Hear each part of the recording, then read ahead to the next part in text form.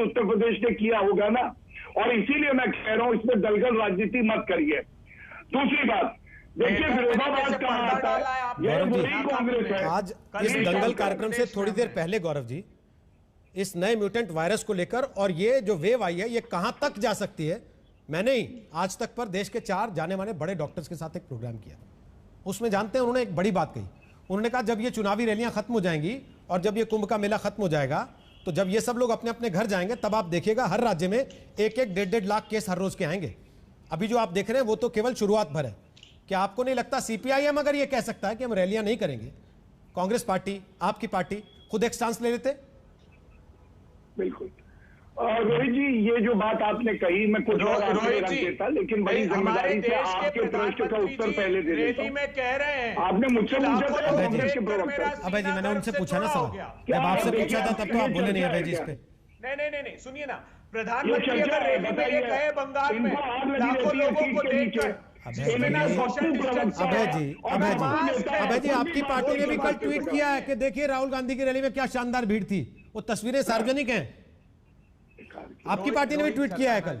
या तो आप बोलिए कि नहीं हम अकेले मंच पे खड़े होकर बोल रहे हैं क्योंकि हम नहीं चाहते कोरोना फैले, सीपीआईएम की तरह स्टैंड लीजिए, फिर कहिए कि हम रैली नहीं करेंगे क्योंकि हम कोविड के कैरियर नहीं बनाना चाहते लोगों को।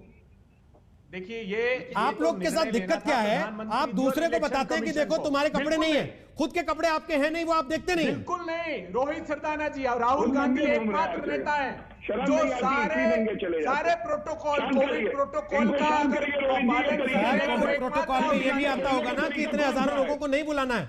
ये तो सब पे लागू होता है, प्रधानमंत्री पे भी, गृह मंत्री पे भी, बीजेपी अध्यक्ष पे भी और कांग्रेस के राहुल गांधी पर भी। ये सब पर लागू होता है ना फिर, कि आप अपने को एग्जम्पशन देके चलते हैं। आप उनको चुप नहीं करा सकते क्या रोहित जी? आप उनको चुप नहीं करा सकते? गौरव जी करा सकता हूँ, जब कराना होता है करा भी लेता हूँ। बोलिए अब अपनी बात बोल रहे हो, बोलिए, समय खत्म हो रहा है।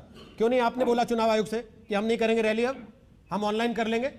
आपके पास तो डेटा भी है, व्हाट्सएप पे भेज देते भाषण। रोहित जी मैं एक बात आपको कह दूं, इलेक्शन कमीशन ऑफ इंडिया सब दलीय बैठक बुलाए, सारे दल तय करे कि कोविड के समय में किस तरह से चुनावी रैली होंगी या क्या होगा।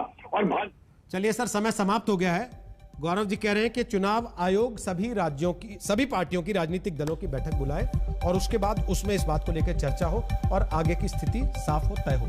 आज जो संकेत है, चुनाव आयोग ने एक बात एक तरीके से इशारा दे दिया है कि आगे के जो चरण है वो जैसे प्लान्ड है वैसे ही होंगे, उनको क्लब करने का कोई इरादा नहीं है।